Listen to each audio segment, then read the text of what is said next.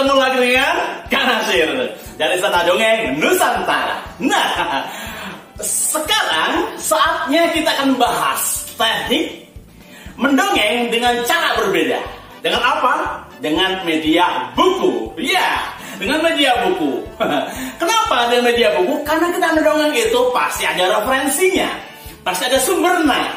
Nah, zaman sekarang ini sumber banyak banget. Selain buku, bisa juga dari internet. Nah, sekarang karena yang kita dongeng adalah anak-anak usia PAUD, usia SD, tentunya ada beragam cara mendongeng dengan menggunakan buku. Nah, kali nanti di slide selanjutnya kita akan bahas bagaimana sih mendongeng dengan menggunakan buku. Kita tunggu ya, sesaat lagi. Nah, sahabat dongeng Indonesia, selanjutnya di slide ini kita akan awali dengan bahas mendongeng dengan media buku. Nah, dalam mendongeng dengan media buku itu ragamnya ada dua, sahabat dongeng. Ragamnya ada dua. Yang pertama dikatakan sebutan dengan storytelling, dan yang kedua adalah story reading atau read aloud. Nah, di mana letak perbedaannya? Kalau storytelling itu sama-sama mendongeng, sama-sama bercerita, yang sumbernya adalah buku. Nah, pengertiannya di storytelling ini adalah dia bisa mengimprovisasi. Pendongeng bisa mengembangkan materi yang diambil dari buku dongeng tersebut. Sedangkan read a story atau story reading atau read aloud itu sama-sama mendongeng. Tapi bedanya adalah di sini hanya dibacakan. Jadi pendongeng hanya membaca saja apa yang tertulis di dalam buku dongeng tersebut secara redaksional dan tekstual. Tidak boleh menambahi ataupun mengurangi. Nah, sahabat dongeng mengerti kan bedanya storytelling dan story reading? Kira-kira apa dengan semua pilih yang mana? Kalau anak TK, anak SD suka yang mana? Nah, tentunya nanti akan kita bahas setelah slide berikut. Yang jelas, dalam mendongeng dengan media media buku ada dua. Apa tadi? Storytelling, dan yang kedua adalah story reading. Bedanya simple. Yang satu, storytelling itu bisa dikembangkan, improvisasi, sedangkan yang read a story atau story reading atau read aloud itu hanya boleh dibacakan saja, nggak boleh menambahi, nggak boleh mengurangi, nggak boleh kembangkan. Plek, seperti yang tertulis dalam buku. Itu pengertian dasarnya. Nah, bukunya macam-macam. Nah, ini dia bukunya, depan saya lupa. Ini bukunya ya. Ini buku-buku yang biasanya dipakai ketika kita dongeng untuk anak-anak. Nah, bisa seperti ini, ya. Bisa yang kecil.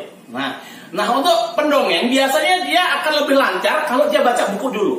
Jadi sebelum mendongeng, pahami dulu isi cerita buku tersebut. Jangan sampai kita nggak tahu isi ceritanya apa. Biasanya kan beda jalan, beda arah. Nah, habis ini kita akan bahas satu-satu. Bagaimana sih kita menerapkan storytelling dan bagaimana sih kita menerapkan story reading. Demikian, kita tunggu di slide selanjutnya. Ya, sampai juga akhirnya di slide ketiga ya. Nah, sekarang kita akan bahas tentang storytelling. Tadi di awal saya udah jelasin sahabat dongeng ya, storytelling itu pendongeng boleh berimprovisasi, pendongeng boleh menambah atau mengurangi, mengembangkan materi yang ada di buku dongeng. Nah, sekarang sahabat dongeng, saya ambil contoh. Misalkan ini, buku ini, saya mau bercerita menggunakan buku. Nah, bukunya adalah buku ini misalkan, judulnya ada. Nah, biasanya kalau kita mendongeng yang media buku, ingat ya, ini storytelling ya. Kata kuncinya adalah boleh dikembangkan, boleh berimprovisasi. Nah, saya akan berikan contoh cara menyampaikannya. Pertama, cara megangnya, sahabat dongeng. Pastikan judulnya terlihat oleh anak-anak kita. Terlihat. Jangan sampai ketutupan judulnya, ya. Kemudian setelah itu diawali dengan mengenakan judul. Anak-anak, hari ini Yanda mau bercerita tentang nih, ada yang tahu judulnya? Iya, judulnya adalah Mukjizat Terbesar. Iya, Yanda udah baca isi bukunya. Nah, kali ini Yanda mau bercerita tentang buku ini, tentang apa isinya. Siap? Nah, buku yang taruh ya. Sekarang dengarkan cerita dari Yanda Nasir. Sudah siap semuanya? Nah, ini jadi Tekniknya kalau storytelling itu kenalkan bukunya dulu, judulnya apa, kalau perlu penerbitnya, penulisnya siapa, itu boleh. Boleh lah gitu lah. Nah setelah itu baru kita cerita. Nah karena ini storytelling, kita boleh nggak megang buku. Karena pengembang, yang jelas kita menguasai isi cerita dalam buku tersebut. Itu yang berkait dengan storytelling. Bagaimana? Cukup jelaskah sahabat dongeng? Selamat mencoba. Nah setelah ini kita akan bahas tentang read a story atau story reading. Oke, sahabat Indonesia, sampailah pada slide yang keempat ya. Dan tadi saya sudah bahas tentang storytelling. Dan kali ini saya akan bahas tentang story reading atau reading loud seperti yang ada di bawah di belakang saya ini ya. Ini slide-nya. Nah, sekarang kita bahas tentang story reading atau reading aloud. Ya, jadi di sini perbedaan mencolok dengan storytelling adalah sama-sama sumbernya adalah buku, tapi di sini nanti pendongeng hanya boleh membacakan, ya, tekstual, sesuai dengan redaksional yang tertulis di buku tersebut. Biasanya, sahabat dongeng semuanya, ini untuk anak-anak usia dini, PAUD atau SD kelas bawah, lower grade. Nah, buku-buku yang digunakan biasanya bukunya gede-gede. Contohnya ini. Nah, ayo, sahabat dongeng, ada yang guru TK di sini atau guru PAUD? Halo, ya, ini contohnya. Nah, saya punya contoh buku yang bisa digunakan untuk story reading. Dan ini biasanya terbatas audiensnya, terbatas jumlah anaknya. Kita nggak bisa banyak-banyak karena medianya buku. Kalau terlalu banyak, anak-anak nggak bisa melihat. Ya, nah, sekarang saya ulang lagi garis benang-benangnya ya. Jadi kalau story reading itu, perhatikan sahabat dongeng semuanya, ini pendongeng hanya bisa membacakan tekstualnya, tidak boleh mengembangkan atau berimprovisasi atau berinovasi sesuai dengan apa yang ada di sini. Jadi nanti kita akan bermain sesuai dengan apa yang ada di sini. Nah, sahabat ini cukup mengerti kan? Nah, sekarang saya beri contoh caranya bagaimana kita praktek menggunakan teknik story reading. Nah, anggap saya sebagai seorang guru ya, dan sahabatnya adalah murid-murid saya. Anak-anak, iya, ketemu dengan Yana Nasir. Nah, Yana bawa buku bagus nih. Iya, buku ini mau Yana gunakan cuma cerita. Ada yang tahu nggak bukunya berjudul apa?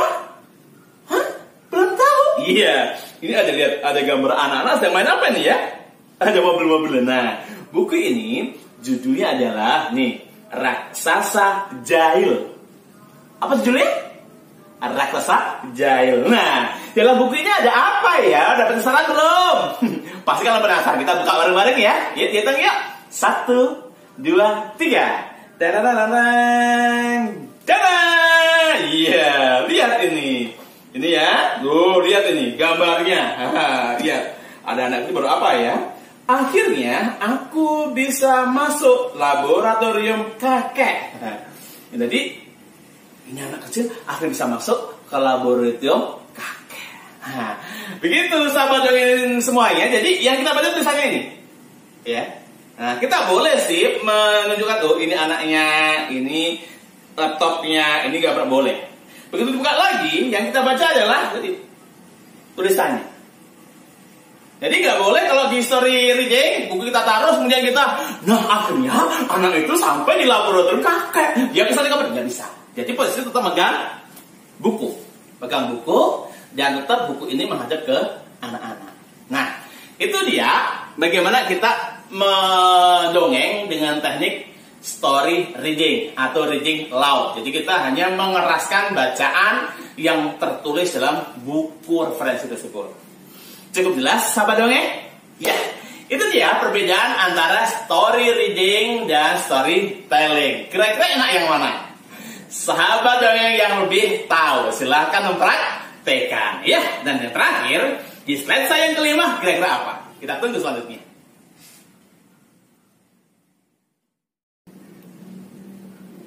Ya, masih berkaitan dengan mendongeng dengan menggunakan media buku. Nah, di awal tadi di slide sebelumnya Kak Nasir udah cerita ya, udah nyampein tentang story reading dan storytelling. Nah, Ada yang kelupaan yang belum saya sampaikan. Apa? Ternyata buku itu macam-macam loh, sahabat dongeng ya. Ada buku dongeng, ada buku cerita, ada buku kisah. Lebih mana tak perbedaannya? Ada yang tahu? Jelasin ya. Mudah-mudahan ini cukup menjawab kebingungan-kebingungan yang kita rasakan. Tapi sebenarnya saya sih nggak peduli. Yang istilah dongeng, kisah, cerita nggak peduli. Tapi yang jelas ini harus clear, harus nggak ada salah paham. Nah, pertama, buku dongeng. Jadi buku dongeng itu buku yang berisi cerita-cerita buatan, cerita-cerita rekaan yang dimodifikasi, yang tujuannya untuk menyampaikan pesan. Contoh nih, kita menanamkan cerita tentang jujur, tapi kita nggak punya referensi tokoh jujur, tokoh nyata. Bagi kita bikin cerita aja, misalkan Toki si anak jujur. Nah, ini dongeng atau bisa dikatakan rekaan. Nah, buku dongeng kayak gitu. Atau juga bisa bercerita tentang kisah-kisah yang sebenarnya tidak real, tidak ada. Mitos bisa masuk dongeng gitu kan. Nah, selanjutnya selain buku dongeng ada buku cerita. Nah, buku cerita ini biasanya berisi tentang kejadian, ya, cerita tentang terjadinya rawa pening, terjadinya. Jadi menceritakan sebuah kejadian atau mendeskripsikan sebuah benda. Atau bahkan juga bisa menceritakan kehidupan seorang.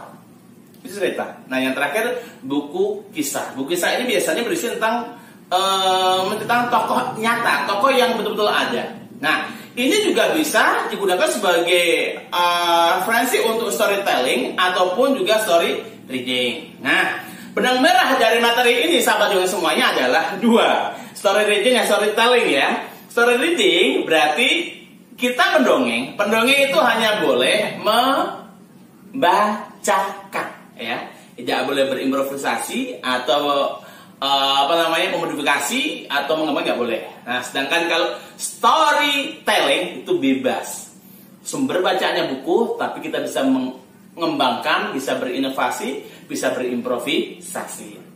Nah, enak yang mana? Nyaman yang mana? Tergantung kita masing-masing. Selamat mencoba, tapi kata kuncinya sering-seringlah baca agar kita punya banyak materi. Sering-seringlah baca agar kita punya banyak wawasan. Jadi ketika diminta dongeng, kita langsung siap. Begitu yang dapat saya sampaikan. Sampai ketemu di materi-materi selanjutnya. Tetap di kuliah dongeng online bersama Istana Dongeng Nusantara. Wassalamualaikum warahmatullahi wabarakatuh.